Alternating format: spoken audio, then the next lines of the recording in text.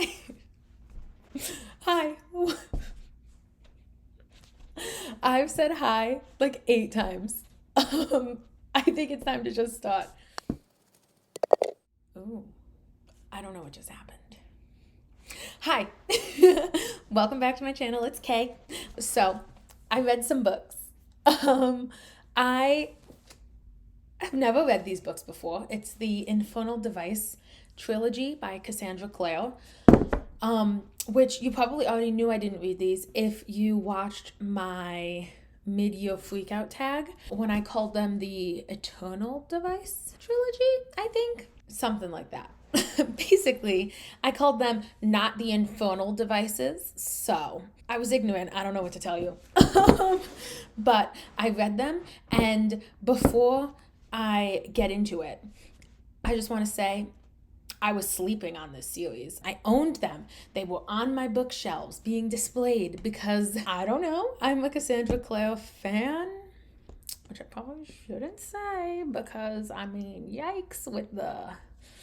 I'm a fan of some of her books. I've only read the Mortal Instrument series, but I also own the Infernal Devices, and then I own the Dark Artifices. But yes, so those are the 3 series of hers that I own. And I can't believe that I owned these works of art and didn't read them because they're fantastic. Getting right into it. There are going to be 2 parts to this video. First, spoiler free, and then spoiler. I'll let you know when I'm getting to spoilers, so if you want to click out, you can click out. Although I don't know who wouldn't have read these books already. I feel like I'm one of the few.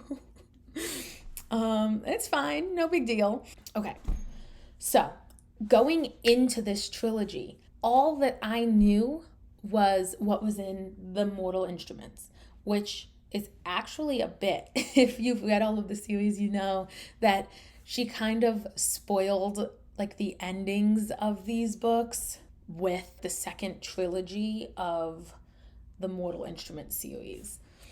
And so I knew but didn't know. I was like, I'm pretty sure that one of these people is in it, but also maybe I'm wrong, so whatever. So I didn't really know anything going into it. I didn't know anything about the plot. I did know that there was a love triangle in these books. I've heard Kaylee from Kaylee Can Read talk about it a few times and how it's she was saying in a video that I watched that a lot of people find the love triangle in the Infernal Devices trilogy to be an authentic love triangle, which I've got some thoughts on, but I'll do that in the spoiler part. And so yeah, let's just get right into it. Before we do that, I suck.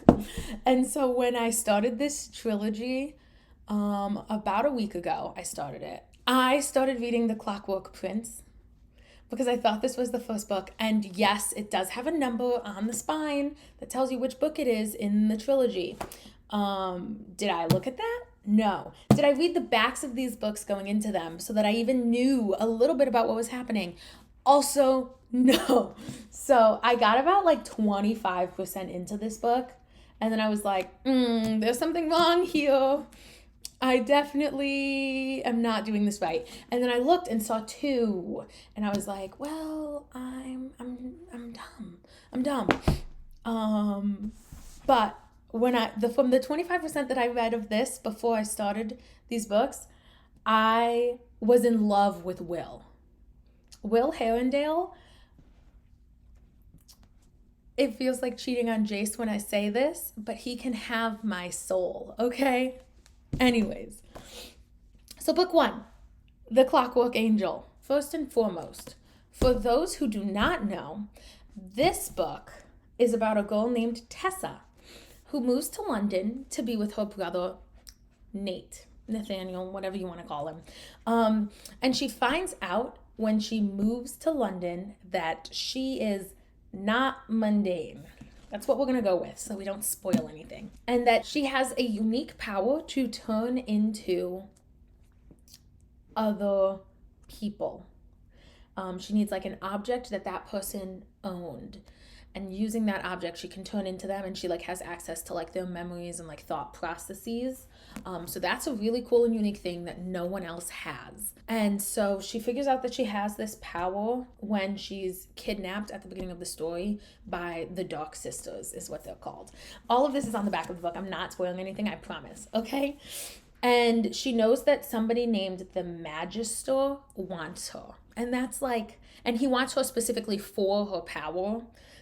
And that's all that she really knows. And then she ends up with the shadow hunters of London at the time. And she's staying at the Institute after having been rescued from being kidnapped. Again, not spoiling anything, I promise.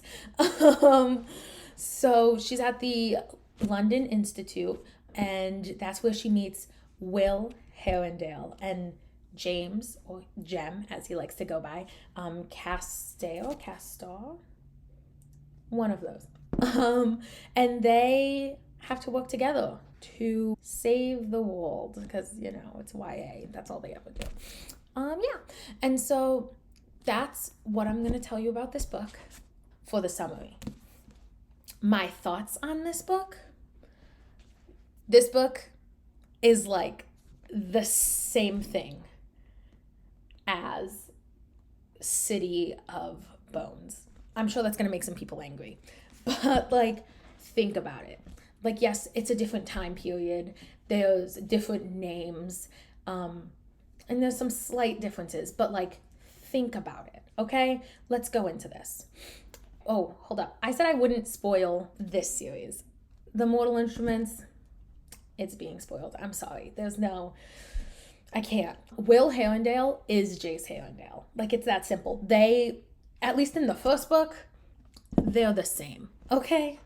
They're both tortured souls, and they can't love because of past traumas and issues that they have, blah, blah, blah.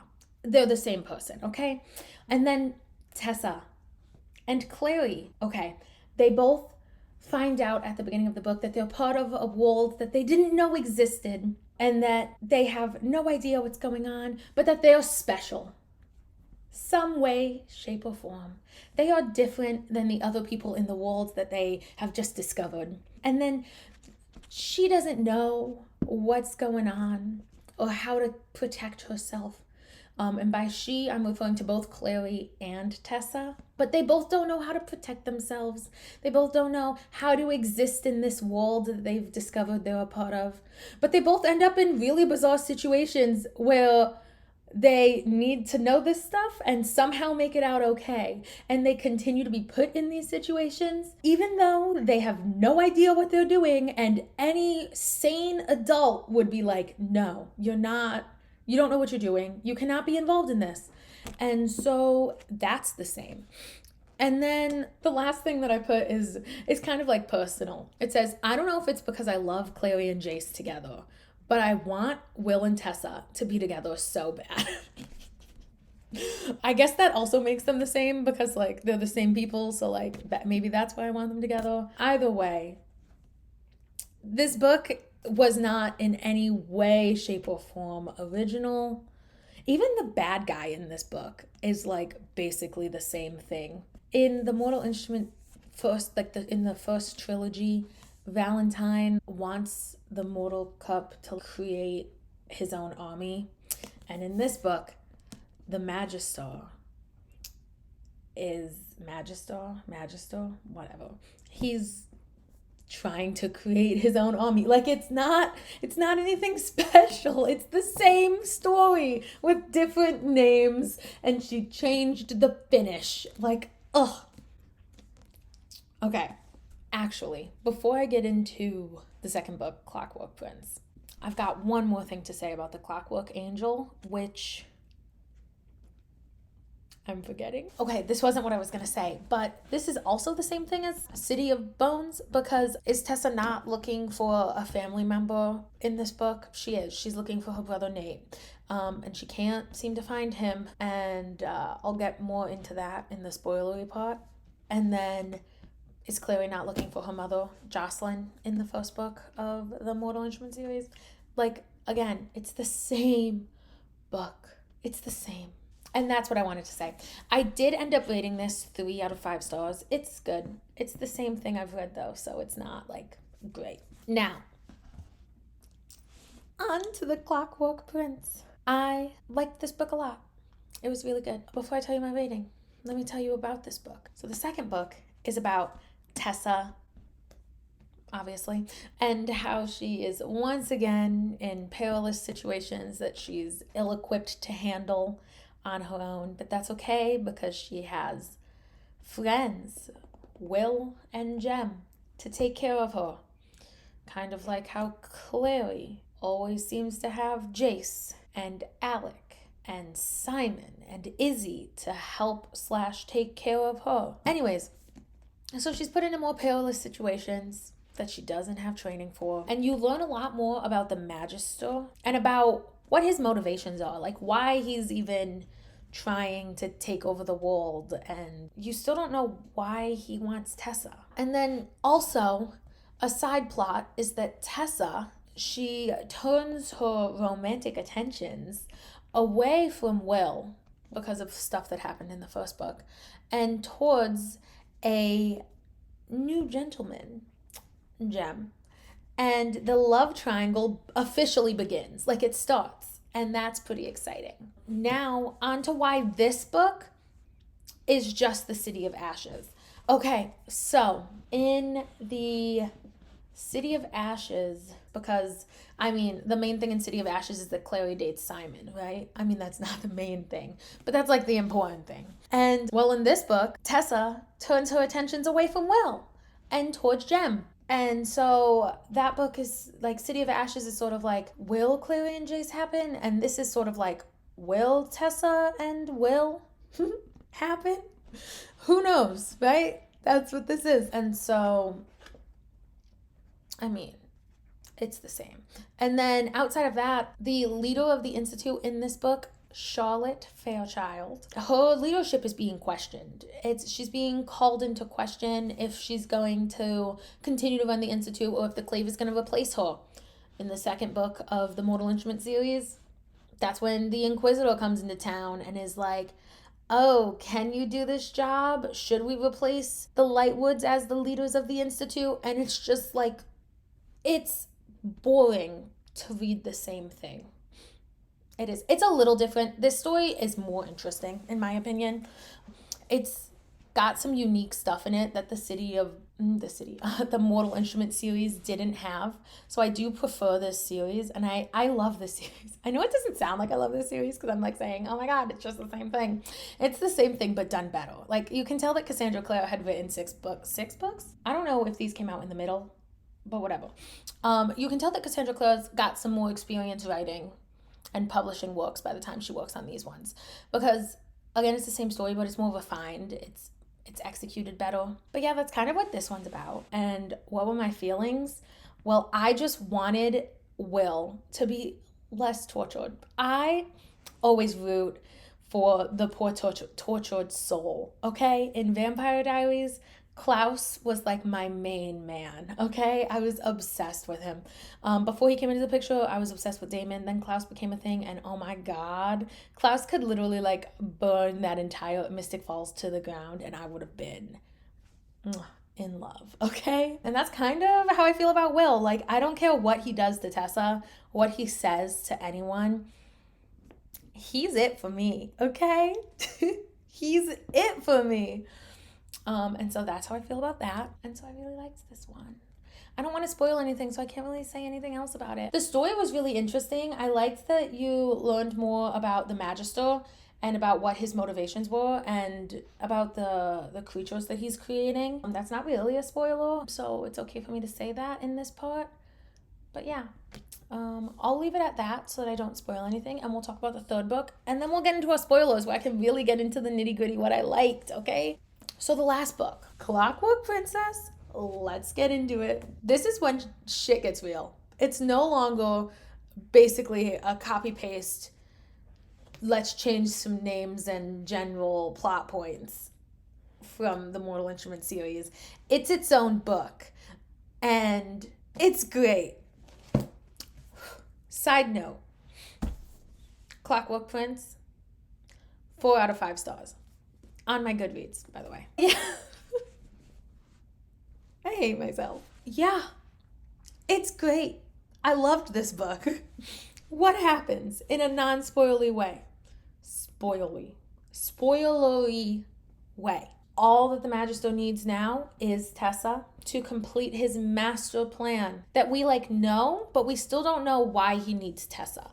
So that's interesting. And then if it isn't the hottest thing ever that both Jem and Will are in love with my girl, but they would literally fuck the entire world to keep her safe. And that right there makes me love them even more. Specifically, Will. Will has my heart, as I said. So I'm like, yes, Will. Screw everyone else. Screw everything else except Jem. Stop. Don't do that. Because that's our goal right there. And that's how I feel about that. And then lastly, Tessa's like, I'm the one who can stop this. She doesn't know how. She doesn't know why. She doesn't even know where. But she's like, if anyone's going to stop this, it's me. The girl who's been training for all of 1 month. I'm going to fix everything and save the world. And I mean, if you know how YA works, yeah, basically. My thoughts, I'm obsessed with it. There were some things that I was like, excuse you? You did what? We'll get into that in the spoiler side of things. But yeah, it's great. It's so cute. It made me so happy. It wrapped everything up in just the way that I wanted it to. There were redemption arcs. It was funny. I laughed. When a book can make me laugh out loud, I'm happy, okay? Because it doesn't happen often. When I'm reading, I'm not laughing up a storm. Even if someone cracks a joke, unless it's either a really, really bad pun, those are my favorite, then I'm gonna laugh. Or if someone's actually genuinely funny, then I'll laugh. So not often do you catch me laughing while I read, but this did make me do that a time or two. So proud of it. And this got, oh my gosh, did I rate this yet? I don't know. It's either 4 or 5. I think it was 5, but I'm scared that I'm going to say 5 and then it was going to be 4. I'm pretty sure it's 5 though. It was a 5-star read. If it says 4 on there, I'm a liar. This is a 5-star read. It was amazing. Now, let's spoil some stuff. Book 1. It was kind of predictable that her brother sold her, essentially. That was okay, nothing new there. Okay, Will basically asking her to be his friends with benefits. That was a low blow, super tasteless and classless for something that happens in Victorian England. Maybe don't ask someone to basically be your, yeah. What time do you live in? Why would you offend her like that? I know why he offended her like that. I don't know. It was a sad look. I was like, oh my God, please, for the love of God, just don't. Just don't. You don't need to. This one was, it was kind of uneventful. I don't really need to say anything other than that. Yeah, no, I've got nothing else to say about this one. That's all I wanted to spoil. I don't like the fact that my boy crushed her heart at the end of the book, but I mean, it was to be expected, so it's okay. Okay. So book 2. This is when we really want to spoil some things, okay? Literally my entire review for this book was spoils, and so I didn't say any of them. But first, oh my God, when Will declared his love for her. Oh my God, when he tells her that he loves her, I almost died. I was dying. I almost cried. I was a mess. Not actually, I wasn't a mess at all. But she was engaged. What else do I have to say about this? Her brother, Nate, is I don't like him. He's a terrible person. And I don't like a person that's going to sell his sister for A, not a lot of money, and then B, continue to screw her over every chance you get. So that, Jessamine, I think so. She was tasteless. She was bland. She was one-dimensional. She hated shadow hunters. That was her, and I was bored by it. The last thing that I think about this book, oh my God, when his sister shows up at the end, I was like, there's gonna be so much angst in the next book. And then also you find out that like he wrote to all of his family the way that Tessa would write to her brother when she was kidnapped at the beginning of the first book. It was just so cute. I was like, oh my god, they're cut from the same cloth. I'm about to cry. I don't think you can see it, but there are tears, okay? They're not gonna fall because I don't cry, but know that I could. Lastly, The Clockwork Princess. The main thing that I want to say about this book. Let me start this out by saying we don't slut shame. We don't. I don't care. Do what you want to do. I'm all for it. I will say, sleeping with your fiance's best friend an hour after you find out that your fiance is dead, it's a low blow. I was like, interesting choice. And that's where we're going to leave it. As someone who is married, I know I don't wear my ring in these videos, but as someone who is married, I don't get it. But I mean, it's Will. So maybe I'd get it if it's Will, you know? Okay, so basically what you've gotten from the spoilers of this, because I've got one more spoiler, and it's once again about Will and Jem and Tessa and like the love triangle. So what you're going to get from these spoilers is basically that the only thing that I care about in books is romance. So I'm sorry about that, because I'm sure you wanted these spoilers to probably be more plot-based, but instead they're about the romance, which is not the main plot. So getting into that, this book was so good.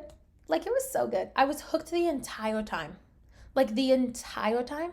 And what I really want to know is why is it that after they find out that Jem didn't die and that he's a silent brother, why did it take Tessa like 18 billion years to tell Will that she loves him? I don't get that. It didn't make sense to me. But it was cute as shit when he said that he was courting her and that's why he was being all like cutesy and like taking her on walks and like taking her to explore the city. Swoon. And then when her and Jem reunite in the epilogue and decide that they get to have a life together as well, I was like, okay, this was like Why Choose before Why Choose was a thing, which is like a romance trope where basically you don't have to pick between like your love interests and you just get to have them all. Because she got to have Will and live a whole life with him, and then she lived like 100 years or something, but then she gets to have it with Jem too. I'm just so happy for her to get that. Like, so that there is one thing that I guess I do want to spoil about like the actual plot. I don't know if it's that I feel like it's a cop-out, but the whole like her turning into an angel to like save them, I don't know how I feel about that. Like, it was very like it was cool. I didn't expect it to happen. It was cool that it did happen, but I was also like, that was a really easy way to get out of that. It would have been much better if like the clave pulled through and ended up helping them, you know? Just something else. I don't know. It was a little underwhelming, Hood getting to turn into an angel and save everyone, you know? It will be cool though. They say that if she ever does it again that she die. It would be really cool if she turns into an angel again and so like she dies, but because she like died heavenly or whatever, she can actually meet up with Will and Jem and all of them in the afterlife, because that's like a big thing throughout the books, is that she like has demon blood and so she's not gonna like be with them in the afterlife ever. Overall, it was a nice series. I was invested in the relationships. I didn't really care about the plot. I guess that's not true. I don't know. It was okay. It was pretty, like I said, I've read it and so it was good. And I feel like the energy in this video has just like died. I like went off about like the relationships and how awesome it was. And once I finished talking about the relationship, I was like, yeah, okay, now the rest of it was fine. But yeah, so I've got nothing else to say about these books. So it was good. It was 4 out of 5 for the entire series. It went 3, 4, 5. I love that, but that's how I felt about it. And I cannot wait to continue reading her books because I want to know more about Tessa and Jem's relationship, which I know you learn more about in the Dark Artifices series. And yeah, it was great though. I had fun. You guys should tell me what you think about it or thought about it down below. Or if you don't want to talk about books in the comments, that's totally cool. You could also tell me what you think is the best place that I filmed a video in so far. If you like this video, you should subscribe because I'm going to do more stuff like this. Bye. Have a good one, okay? Okay. Dylan wanted me to use this as the thumbnail of my video, so to appease him, it has been added to the end as a post-credits scene.